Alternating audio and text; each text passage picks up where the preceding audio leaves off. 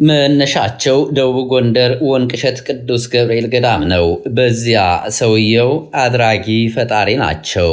ሺህ ከፊት ሺህ ከኋላ የሚከተላቸው በስማቸው መዝሙር ይወጣላቸው፣ ፎቶአቸውም እንደ ስዕል አድኖ በዋጋ የሚሸጥላቸው፣ ቲሸርታቸውን ከነፎቶአቸው አሳትመው በመልበስ አማላጅ ፈዋሽ የሚሏቸው፣ ከእግር እግር የሚከተሏቸው፣ ከኋላና ከፊት ከቀኝና ከግራ የሚያጅቧቸው በርካቶች ናቸው።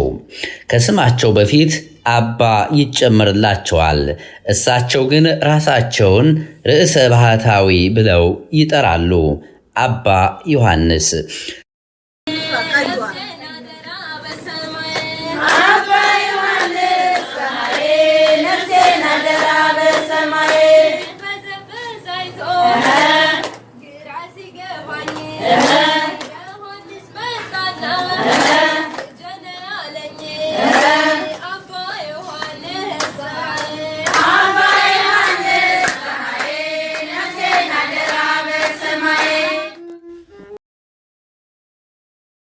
ሰውየው ውዝግብ የማያጣቸው ለሥርዓትም ሆነ ለቀኖና ብዙም ደንታ የሌላቸው ግን ደግሞ ገዳም የሚያስተዳድሩ የገዳም አለቃ ናቸው።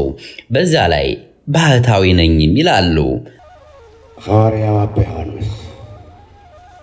ዮሐንስ ጌታን አጠመቀ። ዮሐንስ በዮርዳኖስ ዙሪያ ብቻ ነው የሰበከው። አባ ዮሐንስ ዓለም ዙሪያ ወንጌል ሰበከ። አባ ዮሐንስ በብዙዎች ዘንድ የሚታወቁት ጸጉራቸውን ነስንሰው መቋሚያቸውን ወዝውዘው እንዲያም ሲል መቁጠሪያቸውን አራግፈው በየቀኑ አጋንንት አስወጣለሁ ሲሉ ነው።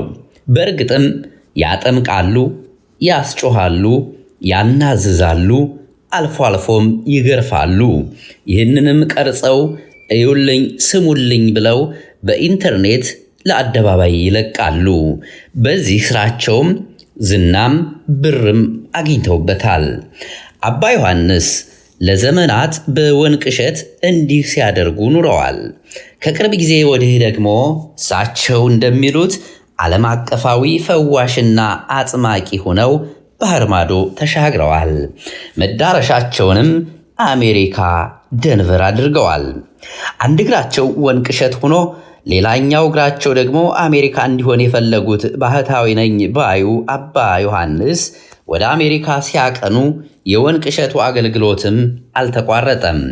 በኢንተርኔት እያስተላለፉ ግን ደግሞ ለተከታዮቻቸው እግሬ ወንዝ ቢሻገርም መንፈሴ ከናንተ ጋር ነውና አብሬያችሁ እንዳለው ይሰማችሁ በማለት ያኑ የተለመደውን አጋንንቱን የማስለፍለፍ ስራቸውን ይከውናሉ። ለመሆኑ አባ ዮሐንስን የወንቅሸቱን አለቃ አሜሪካ ምን እግር ጣላቸው? ተከታዩ ዝግጅታችን በዝርዝር ይዳስሰዋል።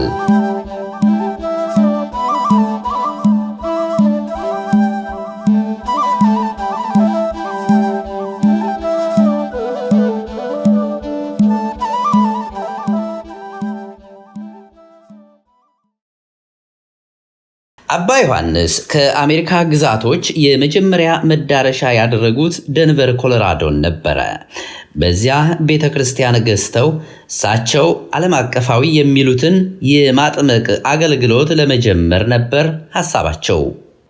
የመጡት በመጀመሪያ ደንቨር ከተማ ብዙ አቡነ ናትናኤል አሁን ወደ ኢየሩሳሌም የተቀየሩት እሳቸው ናቸው የጋበዟቸው። የመጡት ወደዛ ነው እና ወደዚህ ከተማ የተከሰቱበት ምክንያት በደንቨር በዓለ ጥምቀትን ሊያከብሩ በሚዘጋጁበት ሰዓት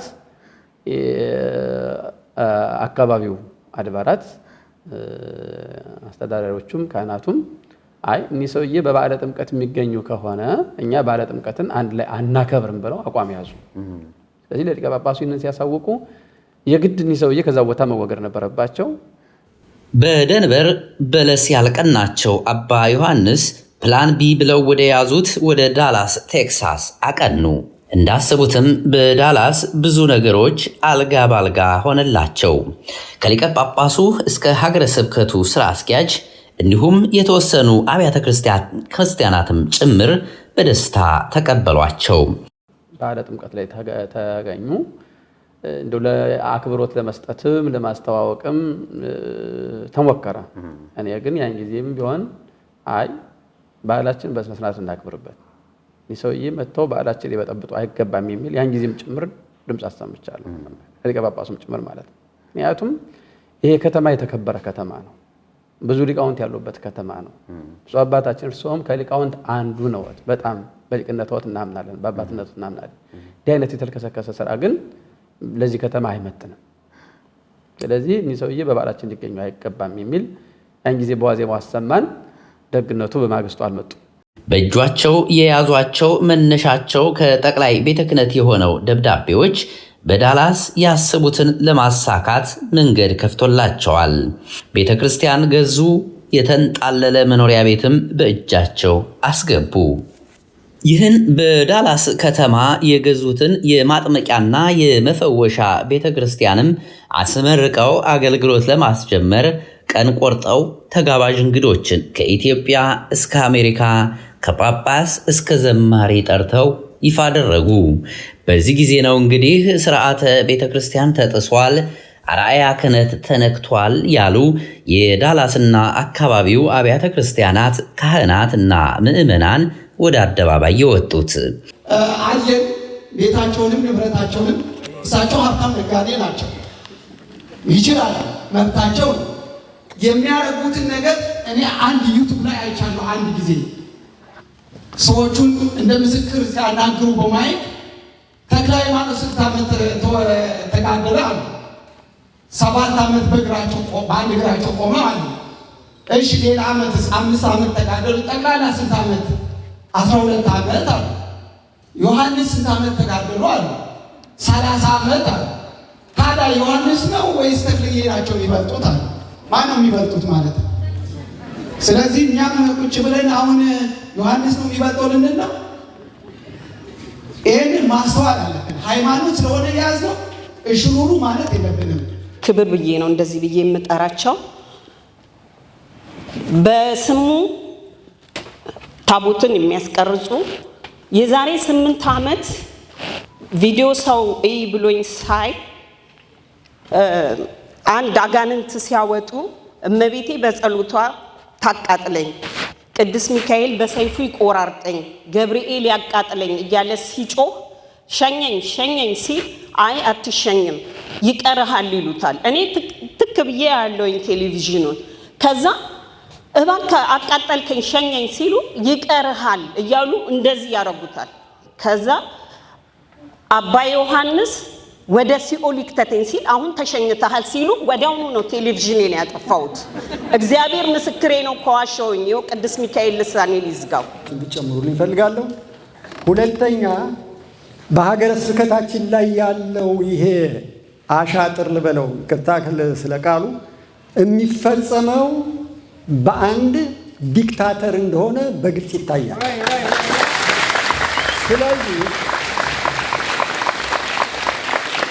ስለዚህ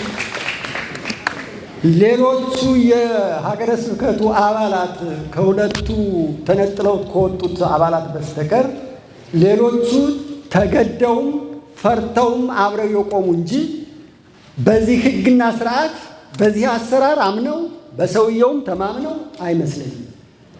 ስለዚህ ምዕመናን ዛሬ በአንድነት እንደዚህ እንደቆም በማያዳግም ሁኔታ በአንድነት ቆመን ይህንን ሀገረ ስብከት ማስተካከል ቤተ ክርስቲያናችንና ሀገረ ስብከታችንን የሚበጠብጠውን ደግሞ አውጥተን መጣል መቻል።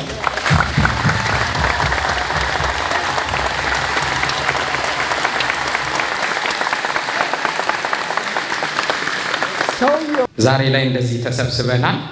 ግንዛቤ መስጫት ነው ተብሏል። በእርግጥ ሁሉም ሰው አዌር የሆነ ይመስለኛል። በጥሩ መንፈስም ተነሳስተናል። በእርግጥ ከዛኛውም ወገን ደግሞ ደጋፊ አይጠፋም። መደገፋቸውንም ደግሞ እኛ እንቃወማቸውም። እኛም እንቃወማለን፣ እነሱም ይደግፋሉ። አብረን እንሄዳለን። እኛ እንዳንተኛ ያነቁናል። ግን ይሄ ነገር ማብቂያው እዚህ ጋር አባቶቻችን የሰበሰባችሁን እስከምን ድረስ ነው የምንሄደው? ከዚህ በኋላ ሂደቱ ምንድን ነው የሚለውን ነገር እንደምታስቀምጡት አምናለሁኝ። ይህንን ነገር ግን እስከ መጨረሻው ድረስ ሆነን እኛ ወጣቶችም የምንታገለው ይሆናል። ካህናቱ ስርዓቱን እየጠቀሱ ምዕመናኑ ትምህርቱን እያወሱ ድርጊቱን አግባብ አለመሆኑን አወገዙ። ጸጉራቸውን ይላጩ ይላል፣ ሴቶች ደግሞ ያሳድጉ ነው የሚለው። ስለዚህ ወጣቶች ልጆች ጸጉራቸውን አሳድገው ቢመጡ ተላጮ ነው ምለው እኔ። በሌላ በኩል ግን አሁን እኒህ ሰው ምንም ያደርጉ ምንም እንግዲህ ጸጉራቸው ትልቁ ነው የምናየው። የራሳቸው የሚሆን አይሆን እሱን እሳቸውና እግዚአብሔር ነው የሚያውቁት። እሳቸው ፈቃድ ከተሰጡ መድረኩ ከተሰጣቸው የኛ ትምህርት ወይም ደግሞ መጽሐፍ ቅዱስ የሚለውም ተሳሳተ ማለት ነው፣ ትክክል አይደለም ማለት ነው። አንዱ ትልቁ ቻለንጅ ለኛ ይሄ ነው። በሌላ በኩል ቅድም እንደጠቀስኩት ሰው መነገድ መብቱ ነው፣ ይችላል። ነግዶ አትርፎ የደከመበትን የወጣበትን ማግኘት ካገኘው አስራት ለእግዚአብሔር እየሰጠ መነገድ ምንም ስህተት ነው አይባልም፣ ትክክለኛ ነው። ሰው ነግዶ መኖር አለበት፣ አርሶ መኖር አለበት፣ አስተምሮ መኖር አለበት። ግን ባህታዊ ነኝ ካለ ለእግዚአብሔር የተለየ ነው። ከእግዚአብሔር ጋር የሚኖረው ግንኙነት አሁንም ለእኛ ትልቅ ፈተና ሆኗል። እኔ አላየውም፣ ግን አሁን ሚዲያ ላይ የምንሰማው በብዙ ብር ቤት እንደገዙ የሚኖሩበት እንደገና ደግሞ እግዚአብሔርን የሚገለገልበት ቤት እንደገዙ ነው። በዶላር አንድ ሰው ሊሰጣቸው ይችላል የገዙበትን። ግን የብህቱና ዓላማው ይሄ ነው ወይ ነው?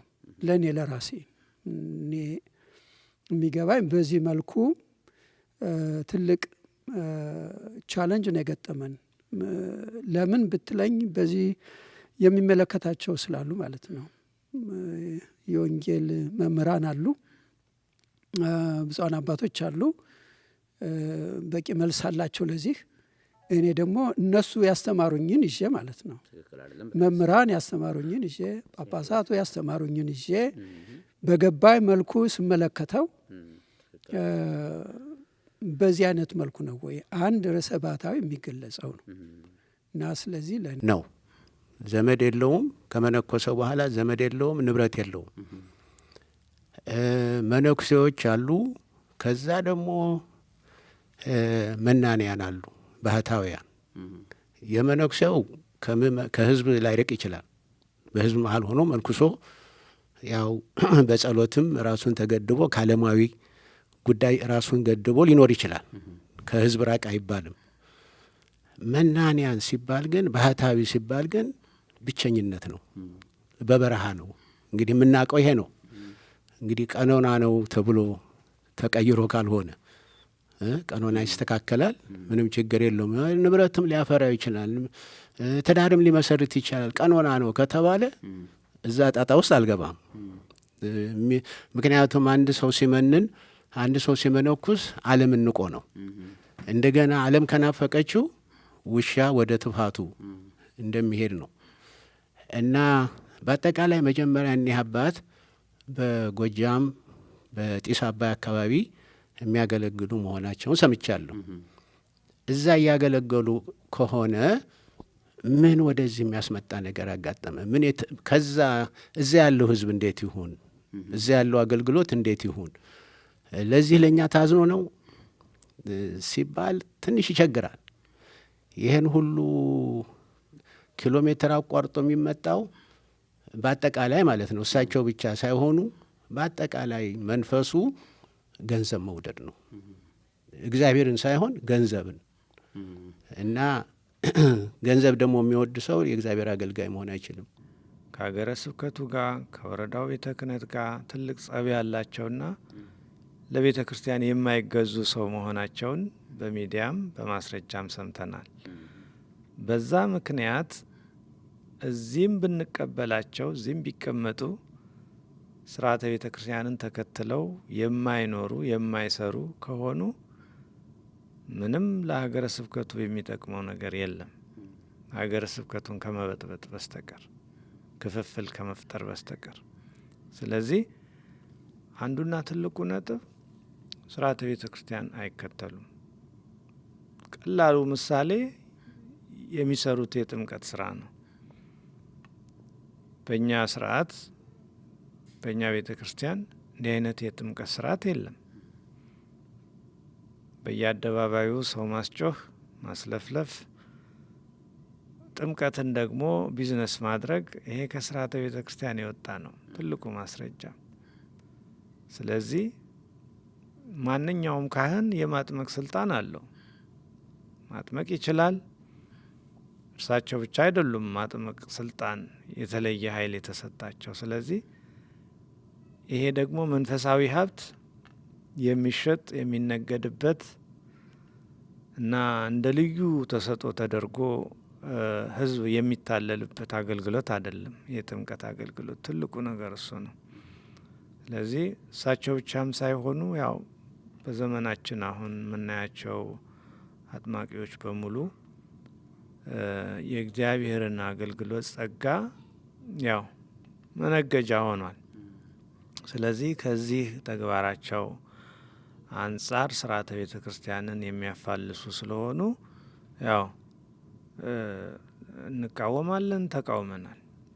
ምንም አርአያነት የለውም ማለት ነው። ይሄ እንግዲህ አንዱ ምሳሌ ነው። አንድ ባህታዊ እንግዲህ ብቻውን የመኖር ነው። ብህትውና ብቻ የመኖር ነው።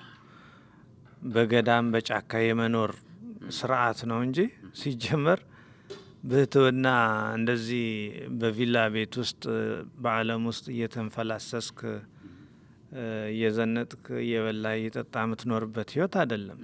አባቶቻችን መጻሕፍትም እንደዚህ አልነገሩንም።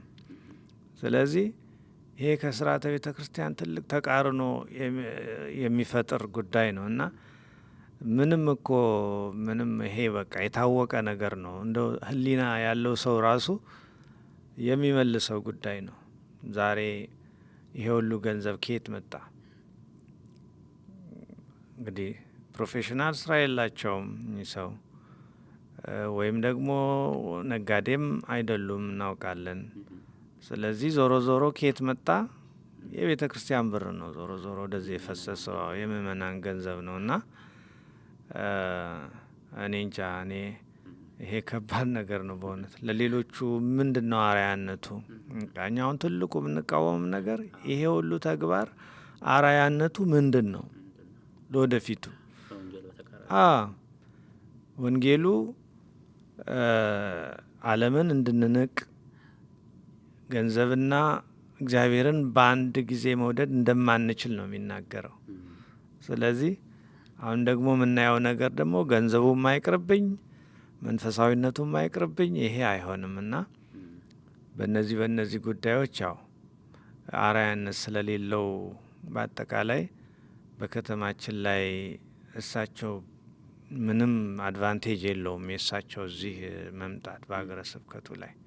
የዳላስና አካባቢው ካህናትና ምዕመናን በተባበረ ድምፅ አንድ ሆነው ባሰሙት ተቃውሞ የተነሳም ቀደም ሲል ለባህታዊው ሕገወጥ ድርጊት አረንጓዴ መብራት አሳይተው የነበሩት የሀገረ ስብከቱ ሊቀ ጳጳስና ስራ አስኪያጁን ጨምሮ ሌሎች የሀገረ ስብከቱ ኃላፊዎች ነገሩን መለስ ብለው ለማየት ተገደዱ። ከብዙ ድካም በኋላም በዳላስ አገልግሎት እንዲሰጡ የተቸራቸው ፍቃድ በይፋ ታገደ። የቤተ ክርስቲያን ምርቃቱም ሆነ ሌሎች ሽር ጉዶች ባሉበት ቆሙ። በዳላስና አካባቢው አንዣቦ የነበረው የመለያየትና የስጋት ደመናም ብዙም ሳይቆይ ተገፈፈ። ለስርዓተ ቤተ ክርስቲያን ብሎም ለትውልድ ስነ ምግባር መቃናት የቀኑ የምዕመናንና ካህናት መብከንከንም አረፈ። አባ ዮሐንስ ግን አላረፉም። ፕላን ሲ ብለው ወደ ያዙት ካሊፎርኒያና አካባቢው ሀገረ ስብከት አቀኑ። በዛ ሳክራሜንቶ በተባለ አካባቢም ይህንኑ እንቅስቃሴያቸውን ቀጥለው ቤትም ገዝተው አገልግሎት ጀምራለሁ አሉ። ይሁን እንጂ በዛም ቢሆን እንዴት ተብሎ የሚል አልጠፋም። ነገሩ ሰፍቶና ከሮ እንደ ዳላሶች ብዙ ጊዜና ጉልበት ሳይጠይቀን ሰውየው እንቅስቃሴያቸውን በአስቸኳይ ያቆሙ የሚሉ ድምጾችም ከሳክራሜንቶ አካባቢ እየተሰሙ ነው። የካሊፎርኒያና አካባቢው ሀገረ ስብከት ኃላፊዎችና ምዕመናንም እርምጃ ይወስዳሉ ብለን እንጠብቃለን። አባ ዮሐንስ ቀጣይ ማረፊያቸውን የት ያደርጋሉ? እሳቸውና መሰል ሐሰተኛ አጥማቂዎችና ባህታውያን ነን ባዮች የአሜሪካ አብያተ ክርስቲያናትን አገልግሎት እንቅልፍ መንሳታቸው እስከ መቼ ይቀጥላል? የሚሉት ጥያቄዎች ግን እስካሁን መልስ አላገኙም። በዚህ ከተማ ያሉ ምዕመናን እጅግ በጣም ሐዘን ላይ ናቸው። ምክንያቱም የሚመጣውን ችግር ቀድመው ተረድተውታል። እኔ ተደጋጋሚ ያነሳለሁ፣ ጸጉር ማሳደግ በዚህ ሀገር በጣም አንዱ ትልቁ የቤተክርስቲያን ፈተና ነው፣ የወላጅም ፈተና ነው። ስለዚህ ልጆችን በማባበልም በመቆጣትም ተምኡ ወይተአብሱ እንዳለው ቅዱስ ዳዊት ጨርሰው ደግሞ ብን ብለው ከቤተክርስቲያን እንዳይጠፉ በማባበል ሕጉን ደግሞ እንዲያከብሩ በመንገር ልጆቻችንን በዚህ መልኩ ነው የምንገኘው። እግዚአብሔር ያሳያችሁ። እነዚህ ልጆች የራሳቸውን ጸጉር አሳደጋችሁ ብለን እየተቆጣናቸው ዲያቆናቱን እንደዚህ ካልተቆረጥክ አትቀድስም እያልናቸው ለአንድ ትልቅ አገልግሎት ያውም የራሱ ያልሆነ ጸጉር በዚህ ላይ በእውነት ነገራችን ላይ እነሱ እንደሚሉት አይደለም። ይህን ጸጉር የሚቀይር ራሱን የቻለ ግሩፕ እንዳለ ይነገራል። 2-3 ሴቶች አሉ ጸጉር በስነ ስርዓት የሚያስተካክሉና ይሄ የሚታወቅ ነገር ነው። በገዳማቸውም እያሉ የሚታወቅ ነገር ነው። እና ይህንን ይዞ የቤተክርስቲያን መሪ ነው አስተዳዳሪ ነው ከተባለ በኋላ እነዛን ህፃናት ዲያቆናት አንተ ጸጉርህን አታሳድግም ይቻላል? አይቻልም። ፍትሐዊነትም አይደለም፣ ምንድነው ራያነታቸው ሊሆን አይችልም። ስለዚህ አሁን በከተማችን ላሉ ልጆቻችን አደጋ የተደቀነ አደጋ ስለሆነ እንደ ከተማ አብዛኛው በሐዘን ላይ ነው፣ በለቅሶ ላይ ነው። እቺ ቤተክርስቲያን ወዴት ነው እየሄደች ያለችው? ልጆቻችን ታተርፍልናል ብለን ተስፋ ስናደርጋት እንደገና ልጆቻችን ወደ ስህተት የሚመራ ስራ እየሰራች በመሆኗ በጣም እያዘኑ ነው የሚገኙት። እናንተም እያንዳንዳቸውን አግኝታችሁ ልታነጋግሯቸው ትችሉ ይሆናል። ክህነታቸው ላይ ጥያቄ ምልክት እንደነበረና በመግለጫው ላይ ይህንን አረጋግጠናል እስከ ማለት የተደረሰበት ነውና ምን ሐሳብ አለዎት በዚህ ዙሪያ? እሳቸው የእውነት እንደው እንደ ሌሎቹ ካህናት ወይም ደግሞ ክብረ ክህነትን አስጠብቀው የሚሄዱ የካህናት ተምሳሌት የሚሆኑ በካህናት ዘርፍ የሚጠሩ ሰው ናቸው በእውነት? እንግዲህ እዛም ሀገረ ስብከቱ ላይ የተጠየቀው ክህነት የላቸውም ይባላል ተብሎ ክህነት እንደሌላቸው ያለ ክህነት እንደሚሰሩ ተብሎ ቀርቧል። ግን እንደዛ አላምንም እኔ። ምክንያቱም ክህነት ዛሬ ጥያቄውን የሚያቀርበው አካል ጥያቄው የሚቀርብለትም አካል ከባድ አይደለም በዚህ ዘመን። ስለዚህ ክህነት በቀላሉ ሊገኝ ይችላል፣ የአባቶች ፈቃድ ስለሆነ ማለት ነው።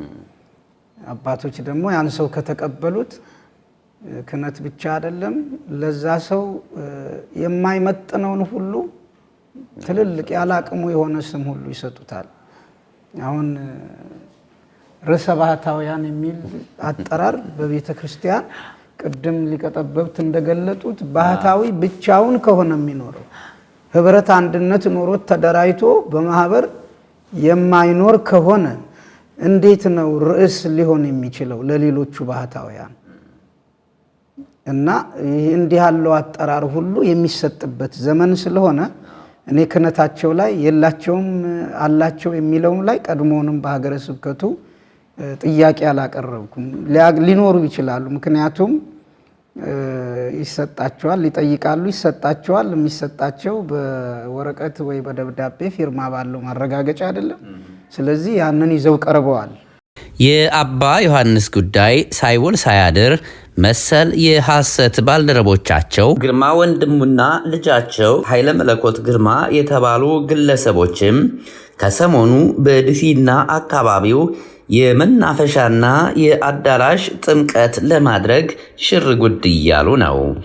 በሀገረ ስብከቱ ሊቀ ጳጳስ ደብዳቤ የቤተ ክርስቲያን አውደ ምሕረት የተነፈጉት እነዚህ ሐሰተኛ አጥማቂዎች ምዕመኑን በመናፈሻ ፓርኮችና በአዳራሾች እንገናኝ በሚል ውትወታ ላይ ናቸው። ፈዋሽነት በዘራችን ነው የሚሉት አባትና ልጁ ወደ አሜሪካ ሲመጡ ባዷቸውን አይደለም፣ ሻንጣቸው በመቁጠሪያና በዘይት የሞላ ነው። የተባረከ መቁጠሪያ፣ የተቀደሰ ዘይት እያሉም በዶላር ይቸበችቡታል።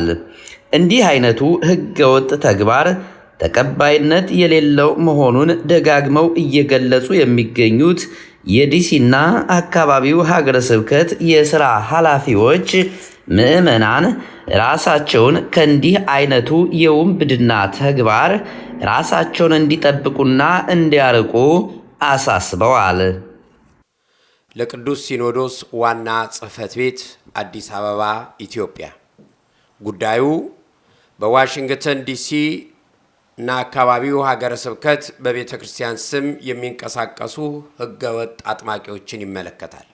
እነዚህ አካላት የቤተ ክርስቲያንን መመሪያና ስርዓት በድፍረት በመጣስ በማናለብኝነት እየተንቀሳቀሱ ምዕመናንን በማታለል ስራ ላይ ተሰማርተዋል።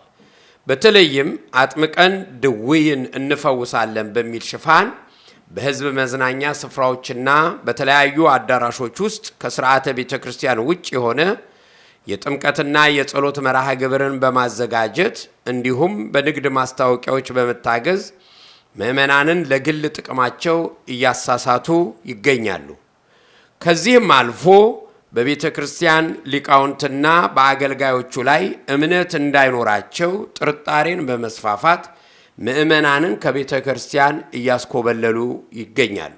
ከዚህም ባለፈ በቅስና ማዕረግ የሚጠራ ኃይለ መለኮት ግርማ የተባለ ግለሰብ በሀገረ ስብከቱ ሊቀ ጳጳስ በብፁዕ አቡነ ፋኑኤል ላይ ስማቸውን በግልጽ በመጥቀስ በማህበራዊ ሚዲያ ያሰራጨው የጽርፈት ቃል አጠቃላይ ብፁዓን አባቶችን ሊቃነ ጳጳሳትንና የቤተ ክርስቲያንን የክህነት ክብር በሙሉ ያዋረደ እጅግ አሳፋሪ ተግባር ሆኖ አግኝተነዋል። ይህ ግለሰብ ሆነ ግብረ አበሮቹ የዋሽንግተን ዲሲና አካባቢውን ሀገረ ስብከትም ሆነ የግዛት ቤተ ክህነት ባለማክበር ሕገ ቤተ ክርስቲያንንም በመጣስ በስርዓት አልበኝነት ቀጥለዋል። ምዕመናንን የመጠበቅ ኃላፊነት አለባት። እኛ ለእናንተ ለምዕመናን እነሆ ከሐሰተኞች መምህራን ከነጣቂዎች ራሳችሁን እንድትጠብቁ መልእክትን ካላስተላለፍን ያለንን ኃላፊነት ካልተወጣን እግዚአብሔር ይጠይቀናል። የበጎቼን ደም ከእናንተ እፈልጋለሁ ይላል። ምክንያቱም በአውሬዎች የክርስቶስ በጎች እየተነጠቁ ነው ያሉት። እነዚህ ነጣቂ ተኩላዎች ደግሞ ራሳቸውን አመሳስለው ነው ወደ ምዕመናን እየቀረቡ ያሉት። ስለዚህ ጌታም እንደተናገረው የበግ ለምድ ለብሰው ከመጡ ወይም ከሚመጡ ተኩላዎች ራሳችሁን ጠብቁ እንዳለው ሁሉ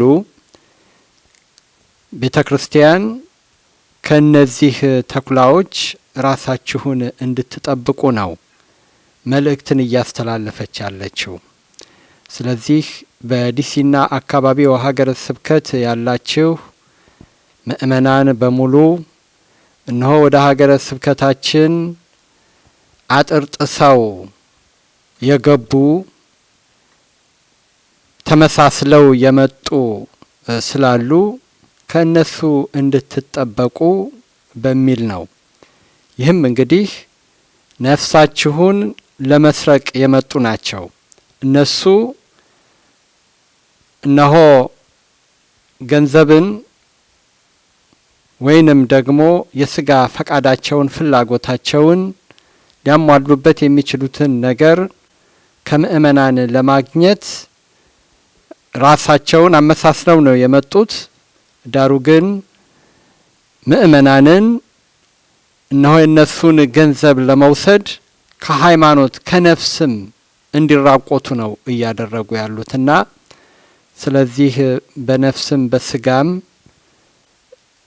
ከሚነጥቋችሁ ነጣቂዎች ከሆኑ ራሳችሁን እንድትጠብቁ ሀገረ ስብከቱ በተደጋጋሚ እያሳሰበ ነው ያለው። ይሄ ሩጫ ይሄ እንቅስቃሴ ምንድነው? ዋናው አላማው ታርጌቱ ምንድነው የሚለውን ምእመናን በደንብ እንዲመረምሩት እንዲያስተውሉት እንደው ግንዛቤ ከመስጠት አንጻር ነው ሀገረ ስብከቱም ይሄንን ደብዳቤ ለቅዱስ ሲኖዶስ ጽሕፈት ቤት የሚጽፈው?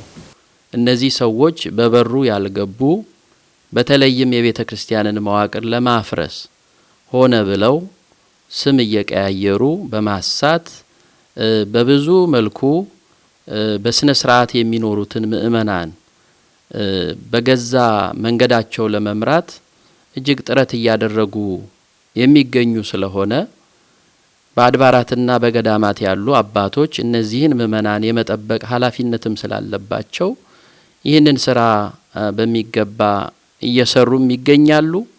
ነገር ግን አሁን ደግሞ ከዚህ እኩይ ተግባራቸው እንዲቆጠቡ በተለያየ መልኩ ቢነገራቸውም ስላልሰሙ ለቤተ ክርስቲያን የበላይ አካል ለሆነው ለቅዱስ ሲኖዶስ ይሄ መመሪያ ይሄ ደብዳቤ ተልኳል። ቅዱስ ሲኖዶስ የቤተ ክርስቲያን ጉዳይ እጅግ የሚገደው በመሆኑ እነዚህን ህገወጦች እንደሚያግድልን ምንም ጥርጥር የለንም። ነገር ግን እስከዛ ድረስ ሁላችንም በተለይም አባቶች ትልቅ ኃላፊነት ስላለን እያንዳንዳችን እነዚህን ህገወጦች ህገወጥ እንደሆኑና በበሩ እንዳልመጡ አውቀን ልንጠብቅ ልንጠነቀቅ ይገባል።